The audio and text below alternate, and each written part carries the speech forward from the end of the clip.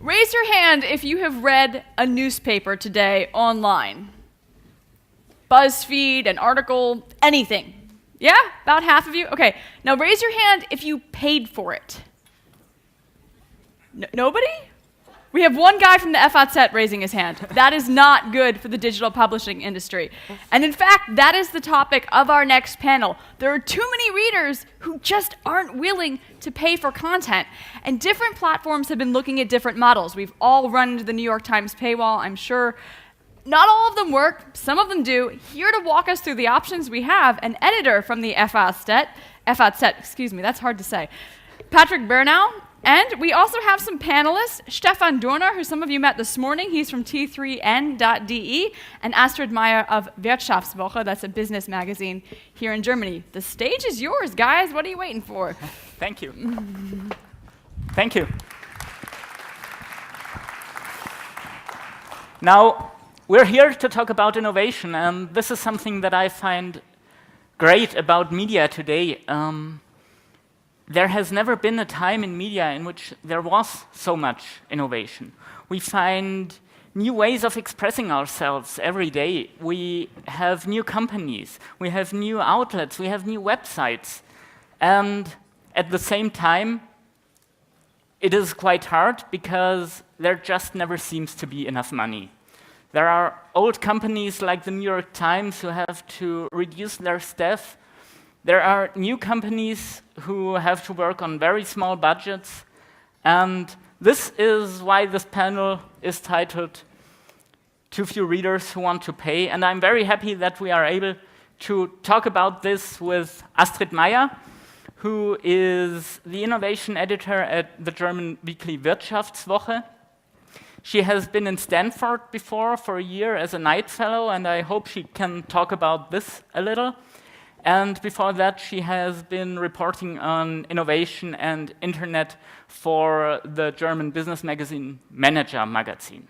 And we have Stefan Dörner, who is with T3N, which is a very innovative magazine grown out of a Typo 3 users magazine and is now one of the most important magazines for digital culture. And he also has experience with traditional media. He worked for the German edition of the Wall Street Journal before and for the German newspaper Die Welt. So I am very happy to have both of them here. And let's just start with the first question. When I was young, when I was a teenager, in the mid-90s, there were no real online magazines. We were just buying newspapers. And what we did was we paid for the newspapers to be printed and to be delivered to our homes. But when the question was how to pay for the journalists, that was done by the money which came from advertising. So today, online, we don't have to pay for printing, we don't have to pay for delivery. We could say, great, information wants to be free, let's have it free, and let's give it to the people for free. Why doesn't it work like that? Astrid, what do you think? Well, because even if it's digital, it doesn't mean that it doesn't cost anything to produce the content. So it doesn't really matter if you have writers who write for a print magazine or if they write an article for an online magazine or just a newsletter, you still have to send your people outside to gather information to write the article, and that is sometimes costly depending on what kind of journalism you want to make. And of course, you need a source of revenue to pay the writers and to pay all your staff. That's not the right equation. Just because it's digital, it doesn't cost anything to produce it. But there is still the advertising revenue, isn't there? Yeah, but we had the printing millions, then there were the online, I think, cents, and now we have the smartphone, the mobile pennies. So the amount that advertisers were willing to pay for advertisements in media are shrinking consistently, and it's not enough to subsidize your business, what has been or what's left today. Stefan, I think there are many users that you have who work with an ad blocker. Oh, it's not so much as maybe you would imagine. It's about 30% for our users, and they are very tech savvy. So I would have guessed that the amount is bigger, but 30% is something, yeah. And we have like a warning, please opt out of ad blocking. If you use our site, we have to pay our journalists and so on. And yeah, a lot of people do this actually, of our readers. So is this enough for you then, what you get from advertising? We are growing with revenues online and print, interestingly, because it's a tech magazine only 4 times a year. It's something different than a daily newspaper, and we have a very B2B influenced audiences, so there's interesting audience for advertisers. And yeah, we are growing, and we have new kind of businesses like a job portal and a sponsored post. They are clearly marked as an advertisement, of course, but yeah, in those new areas we are growing with revenues. Yeah. May I ask you, before, when you were asked who paid for a newspaper today, I was the only one who raised the hand. Is there anybody of you willing to tell us why not? Somebody. Yes.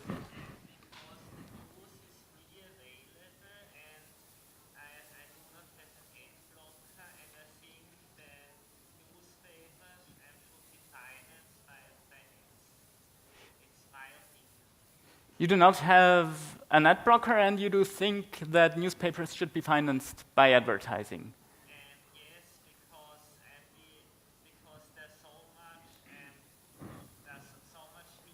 because there are so much newspapers online, and that's why I think that it's not possible anymore to make payable news online. I think we have market forces here in place. Thank you. There's just so much information you get for free, and there always will be, because there are some big players like Spiegel Online. They live out of their big reach, and I myself asked, why should I pay if I get a news article from so many sources and in so many languages? Why should I pay? And I pay for one publication actually, for Golem, because I use them. It's actually a rival of us, but I pay for them because I use them so much for my own information, and then I have like a monthly payment. Also, their articles are free in general. And yeah, I think it's just a market force.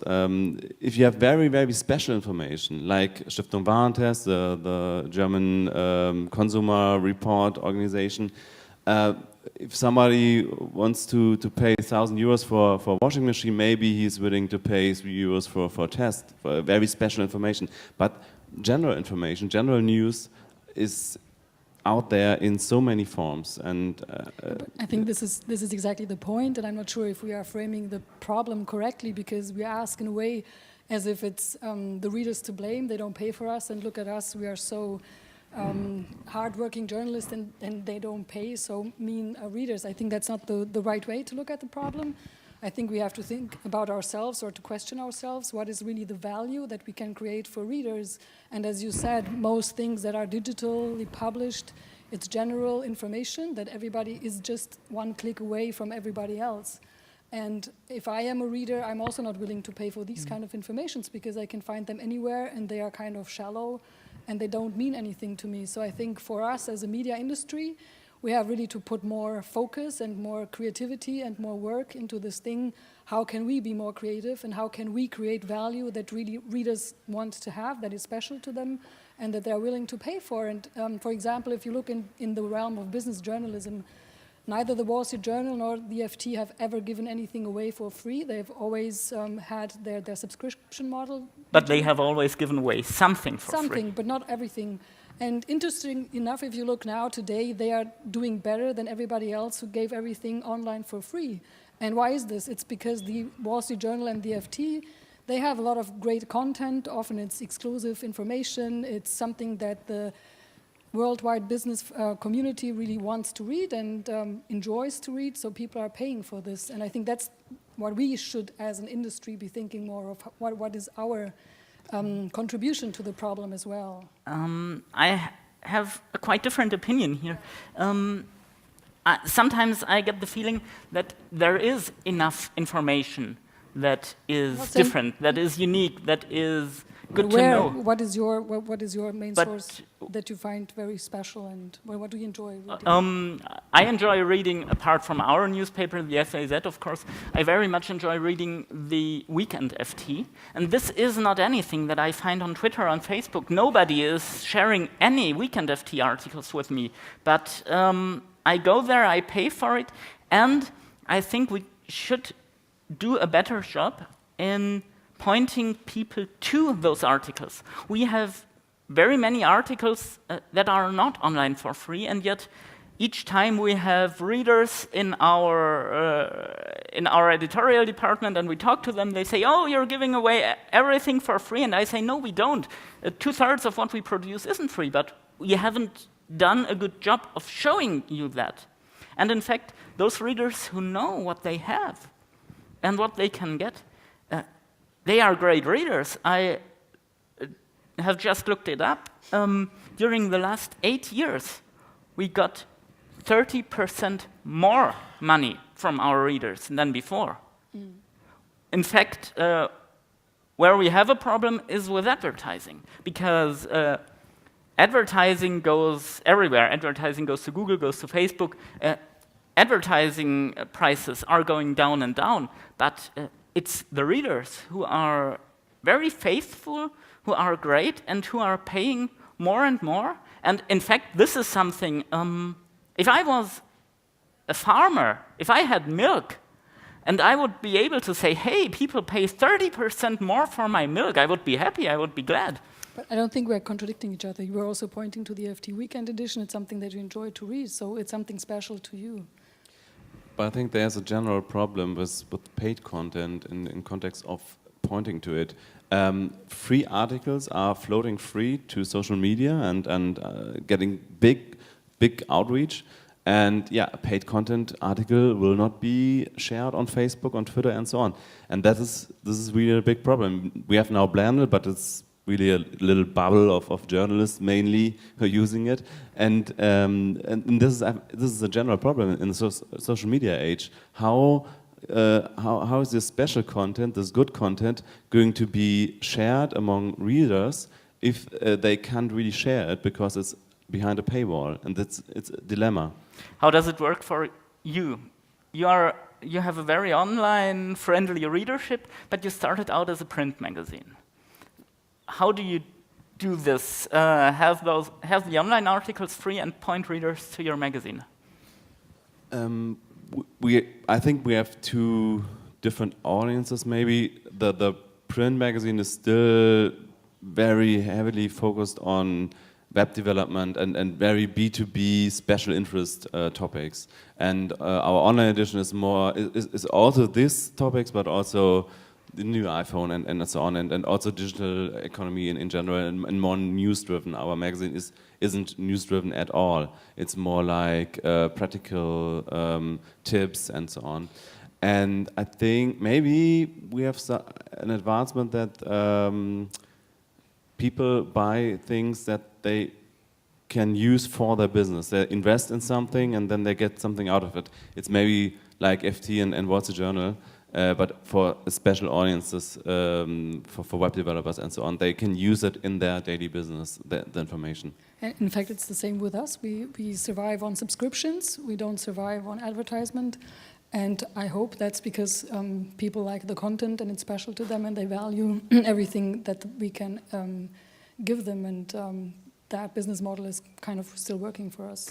Is it really the content, or is it something else? Is it being able to get to the content very quickly and easily? Sometimes I have the feeling that this is the case with the Financial Times, and I can just Google the title and get around the paywall, but people don't because they like to get to the content easily.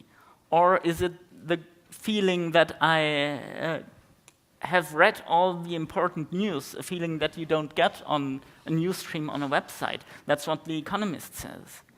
What do you think? What is it that people really pay for? I think it's also to be a member of a certain club. I think a lot of people who are reading the FAZ, they don't only read the content, they feel like I'm intellectual because I read the FAZ, I'm this kind of person. And maybe, is it still on? Yes. Okay, yes. sorry. And maybe we have to think about the experience that we create with our membership. And maybe we have not only, I don't think that paid content is the answer to all this question. I think it should be a combination of maybe paid content, but maybe also invitations to panels, discussions, dinners, special events. And we are thinking about this too. We are thinking about how can we create a club atmosphere for our readers.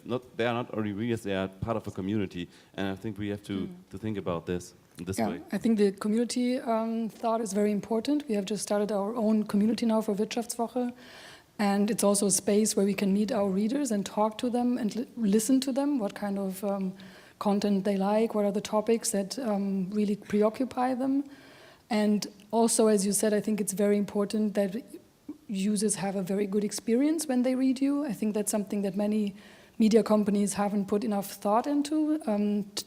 Facebook and so on, they're tech companies that are now more and more becoming media companies, but very few media companies have thought about becoming themselves a tech company. So when we look at our smartphones and we consume articles, sometimes still those very ugly advertisement pops up and you cannot read, your reader's experience is being disrupted, and then we ask, why are people now going away? So I think it's a combination of both, and at the same time, I think except or beyond value, it's something that people really care about personally.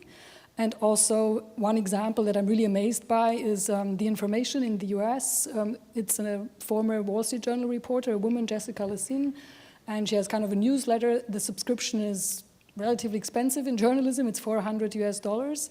And she has all the exclusive news from the tech industry, so everybody in Silicon Valley has a subscription because they need to read what she's writing. And I think you have to find your niche. What is your niche, and what value can you create and make people more or less addicted to your service?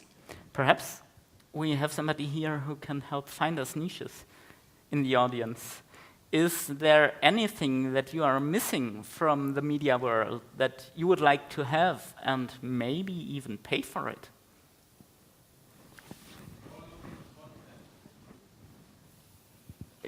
We have the microphone with you. In my opinion, the newspaper have to go to their strong, to the local content.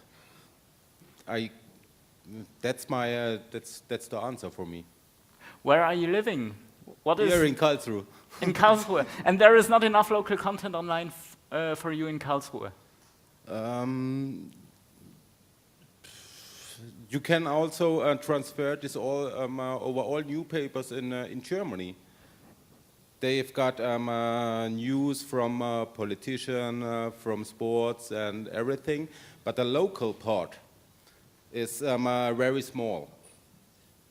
I lived in Frankfurt for about 2 years, and the Frankfurter Neue Presse, which is the local newspaper there, they introduced a paywall, and after that I talked to someone from them. They lost nearly all of their readers, like 99%.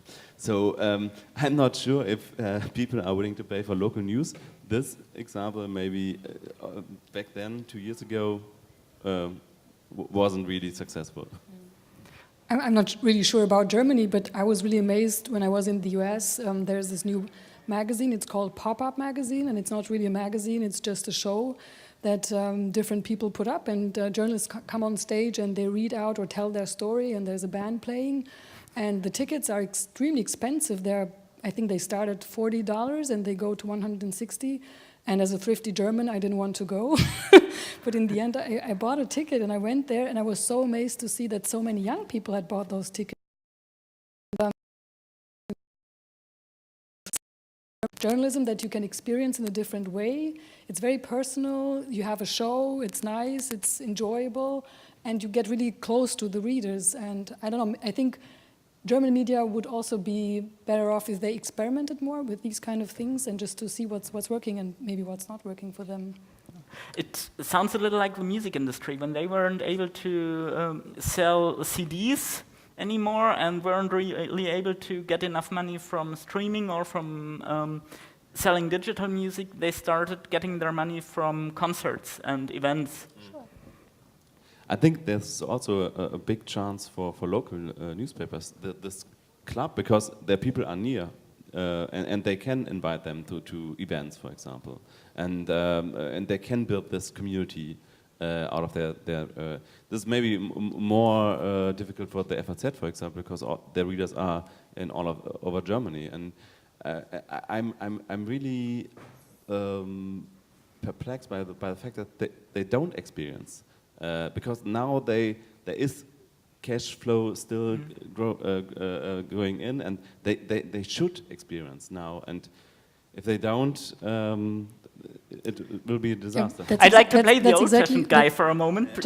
That's exactly what we're doing at Wirtschaftswoche. We started this new club, and we're going to experiment and do new events, do shows, invite people, readers to interviews to go with us even when we report on something. And maybe some of these things will go awfully wrong, but maybe some will be really nice experiences and we can learn from that. And I think that's one way to go forward.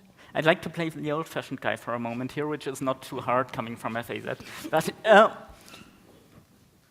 is this something that can be as deep in reporting as it was before?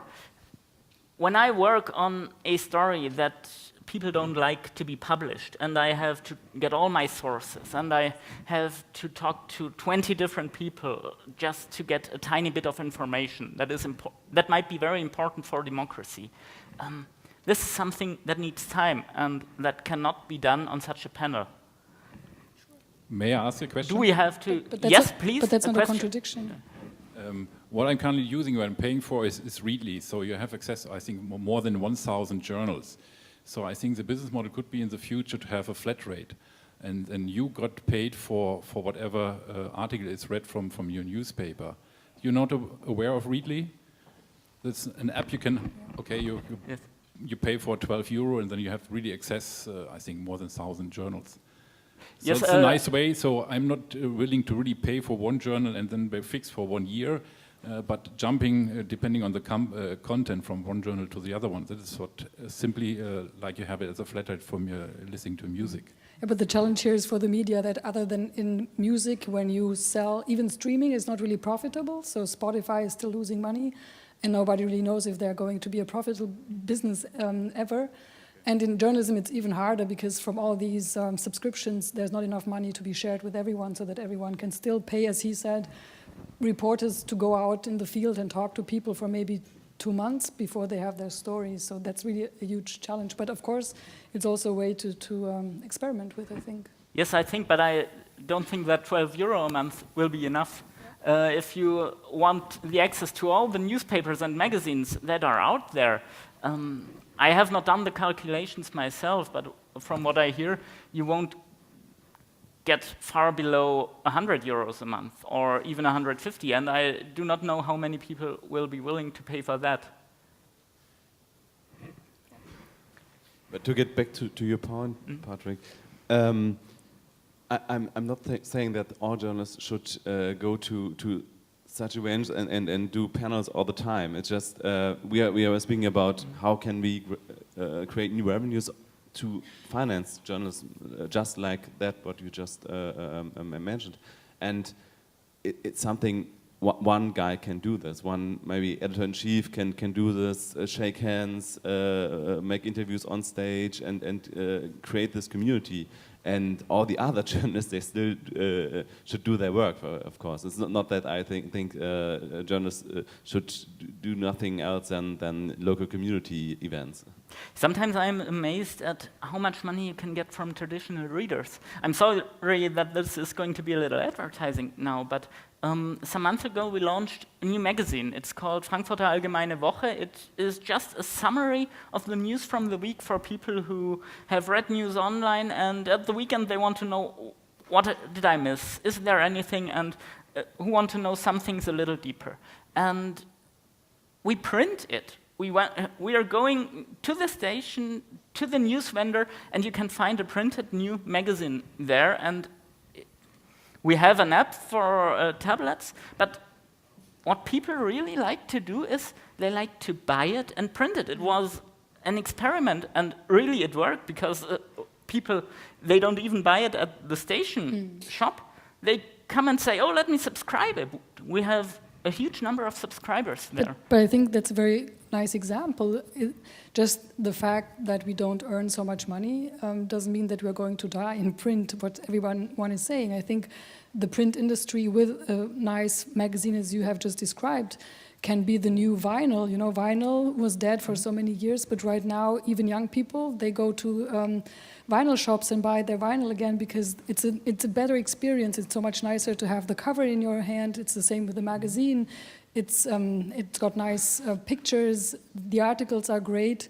So of course, for me, print still is a stream of revenue that we shouldn't just write off, because everybody's saying that we're dying. Yes, we are growing in print as well, about 1,000 new subscribers every year, and what you just described was, it's lean back content. It's something when I have time on the weekends, I look at this magazine, nice pictures, long stories. They are not news driven, but they are lean back they give me some orientation on the news. I think this kind of content is for print. And what I don't think is that the newspaper has a big future in print. Now, the media industry is one of many industries who is shaken by digitalization. We had the music industry before, we have movies, we have a lot of different industries which you can see all around here, and many of the problems are the same. Are there any parallels that you see to your industries?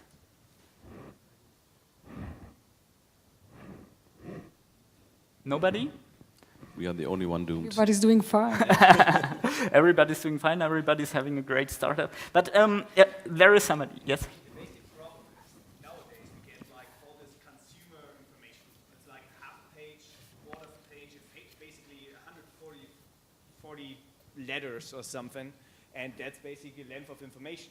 So where's the quality? That's why if I pay for the content, I want to have a 2-3 pager where I go into depth, there's a good journalism, the quality. This is what I'm willing to pay for.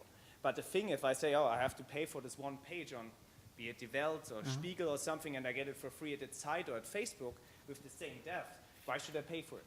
And this is a big problem for me, for maybe for other people. And also if I consume like tests or whatever, if the tests are not like having 1,000 things, instead they only have 30, like the one I also get in other home pages or online sites.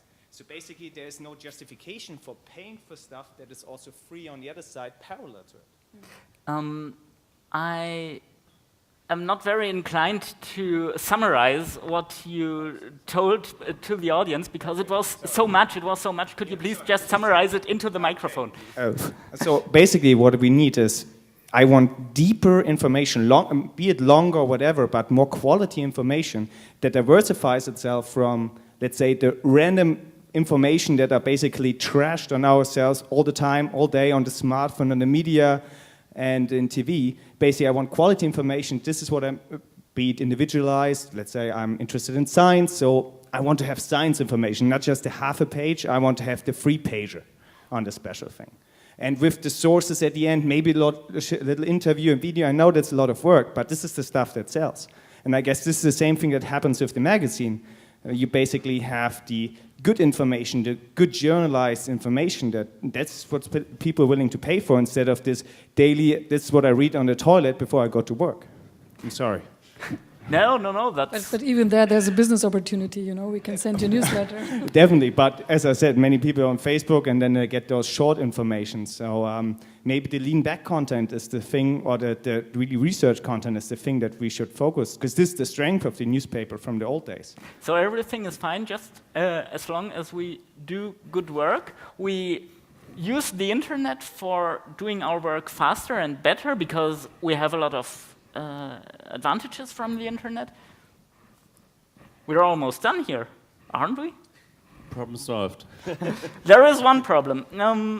It's called public broadcasters. And forgive me for calling it a problem, but as a private news organization, it is very hard to compete against a public broadcaster who doesn't charge readers, viewers, whatever, any money.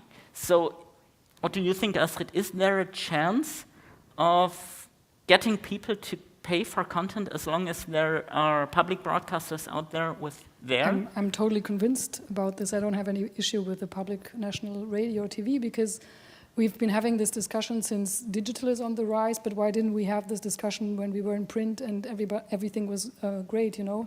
So if we really talk about this, then we should have a general discussion if we as a state still want a subsidized radio and TV system, or if we want to get rid of it all at once.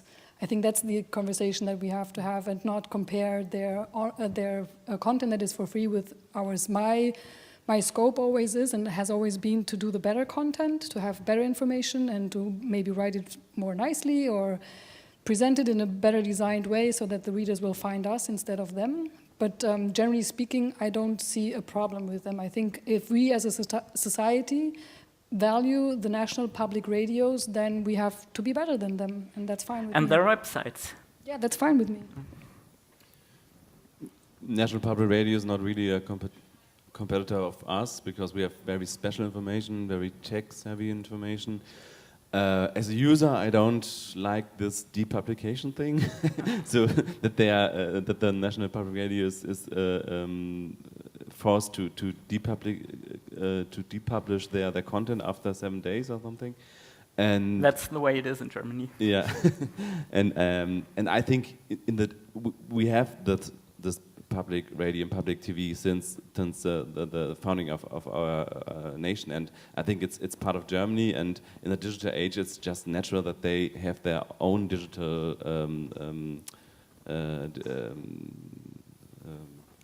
outlets there, and then I think it's we have to compete with them, like in the olden days. There was National Public Radio, and nevertheless people read newspapers.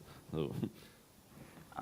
Yes, on the other hand, I think there is some growth going on there. I'm sometimes looking at the stock market website of Hessischer Rundfunk in Frankfurt, which has so many people there that they can do, I have to say, they can do quite a good coverage. And it's more people than you have in your finance department. But where's the problem? People are forced to pay for it. But that's, as I said, that's the decision that we have made as a society, that we value media as a force in democracy, to stabilize democracy. So I think after World War II, there was this decision that Germany has to have a free press, and so we are paying for that. If we say we don't need this anymore because the press is fine without it, then we should stop it altogether. But I don't see a problem how many reporters they have or how many we have. As I said, I'm always in the race, and I want to be the better reporter, and I want to have the better story first. And if we succeed to do that, I don't see really a problem with them. Now, many traditional text-based media are going the other way around and are doing more video and going where the public broadcasters were before. Will this be a very important source of money? What do you think, Stefan? Yeah, I know from my work at Die Welt and before that at Handelsblatt that video content is still easier to monetize than the online, the classical online content. And I think, yeah, it's growing, and it's also growing because Facebook and Google are competing about who's the #1 video platform, and they are paying publishers now for video content. Not only you get paid by the advertisers, but also by Facebook, for example. I think, yeah, it's a growing, very fast-growing revenue stream for many publishers. We are only experimenting with video content because you have to have a certain kind of reach with your video content. It's interesting for advertisement. But I think, yeah, in this sphere, we will see a lot more video content. In the beginning of the internet, it was relatively small because of the technical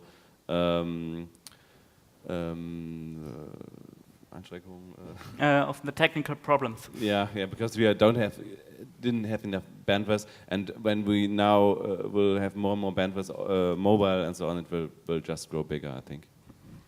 I think video is a very nice opportunity to earn new money, and most of the people go into video because you can charge higher prices for the advertising, and it seems like young people prefer videos to written texts, and maybe that's the zeitgeist. I mean, societies have changed over centuries, and maybe one day nobody will want us anymore.